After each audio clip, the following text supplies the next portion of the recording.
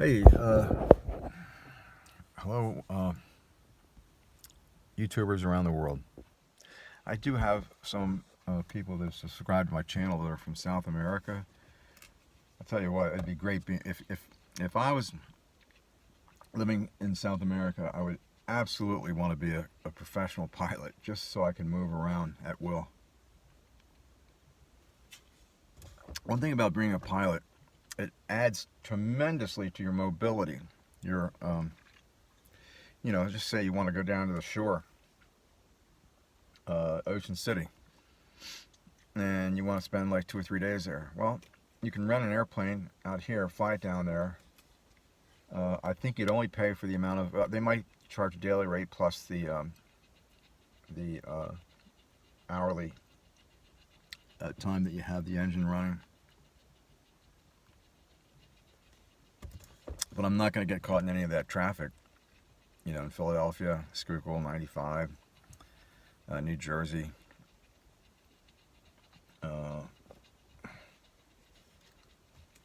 Especially on a weekend, it's so horrible to drive down there on a weekend in the peak season. So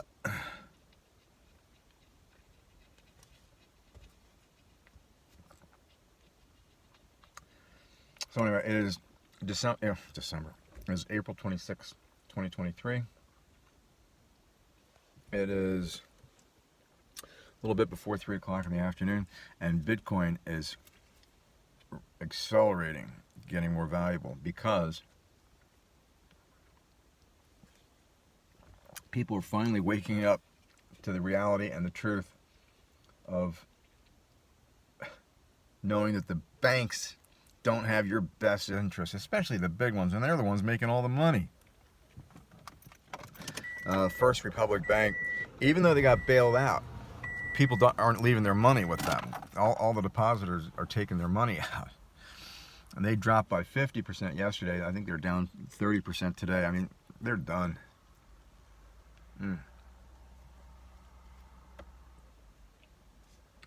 Now just imagine, oh man, there's somebody taking off to the west. The wind is out of the east. So this guy's taking off with a tailwind. One guy's lining up on runway 29, the other guy's on runway 11. Pretty dopey. Anyway.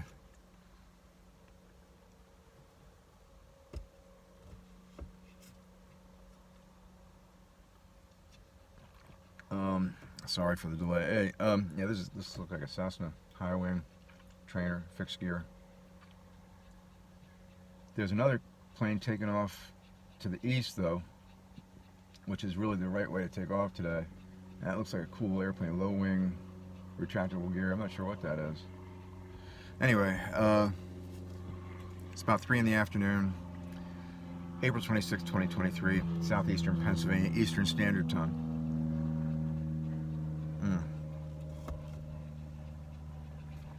My friend Bruce got back from his month-and-a-half trip to India and Nepal, and he's sick.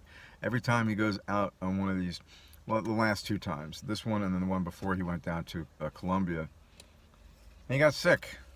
He gets sick whenever he comes back with this cough he can't get rid of.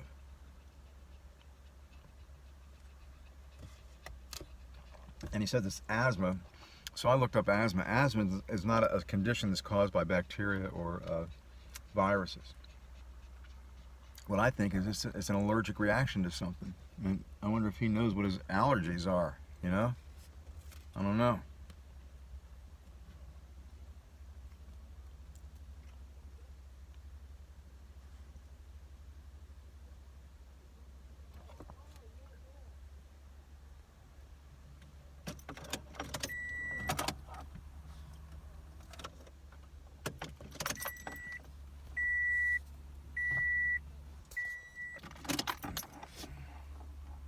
Harvey, you're gonna come. I'm sorry for the delay. There's a lot of activity up here, I like to consider this as my own private little getaway place, but other people have the same idea.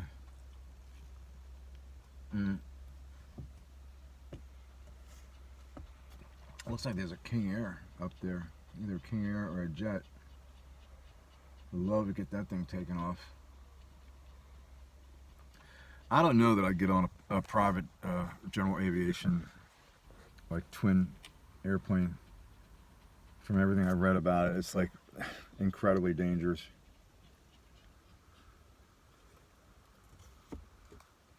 Especially if you lose an engine on takeoff, man. If that happens. You know what I love about YouTube? One of the things I really like is there's this guy that has a channel. His name is Mentor Pilot, Mentor. And he might be Swedish. I think he's German. I'm not sure, but he's really good. Today, he did a review of a bad accident in Pakistan in 2015. I want to say. I think it was 2015. An Airbus A321, and it was a difficult approach in difficult weather conditions. But the captain, a 61-year-old captain, he transferred to that airline. It's called Blue Air, I think, because they didn't have the rule that you have to retire after you turn 60. He's 61.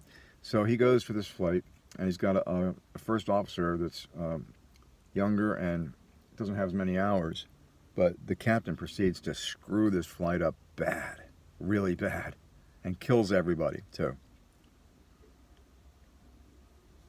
What Mentor Pilot does is he goes through the whole situation, but in a way you can understand. And there's no delay or anything like that. He's got it all mapped out and ready to go. And he's got really good animation, too. I will say that. It's computer generated, but he does it somehow from a picture or, you know, a record of some kind.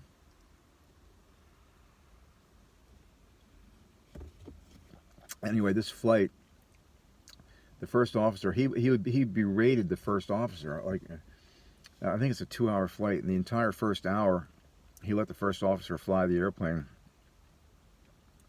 And all he did was bend his ear on how he sucked, basically. Really stupid thing to do, you know. He's 61 and he's an egomaniac, obviously.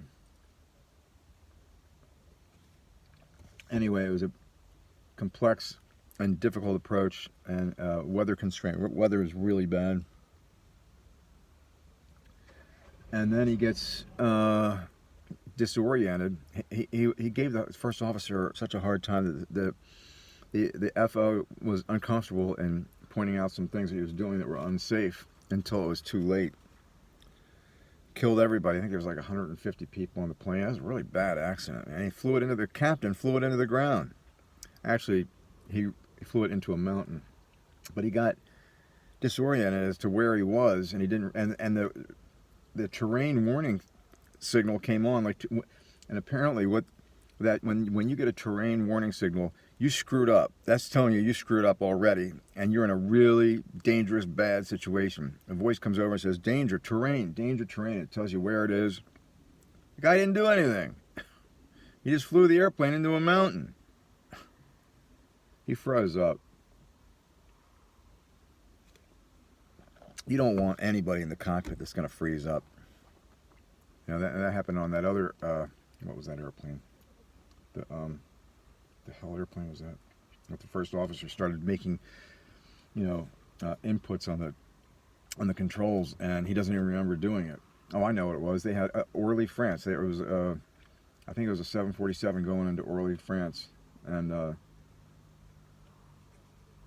they got a wind shear warning, and they should have ignored it, because you could look all around and see that the weather was calm, and in which case, if I can make my observations, there goes the Cessna, and I didn't catch it on final. Oh well.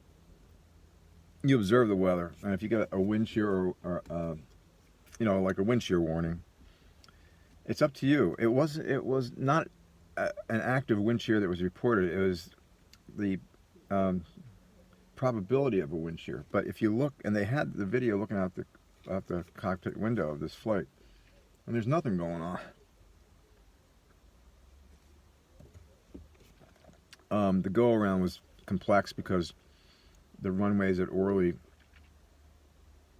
are not parallel. They like tilt in towards each other.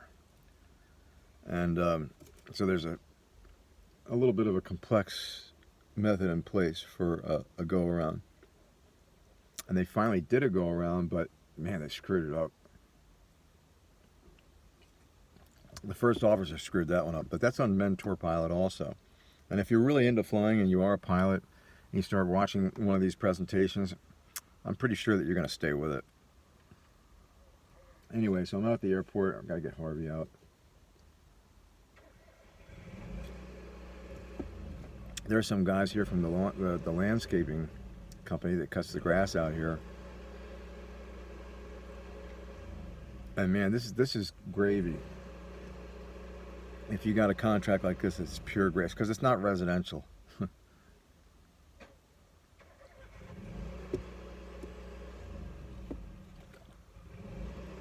Anyway, it's like 60 degrees. That's nice, but it's cloudy, overcast. It's not beautiful, but it's nice.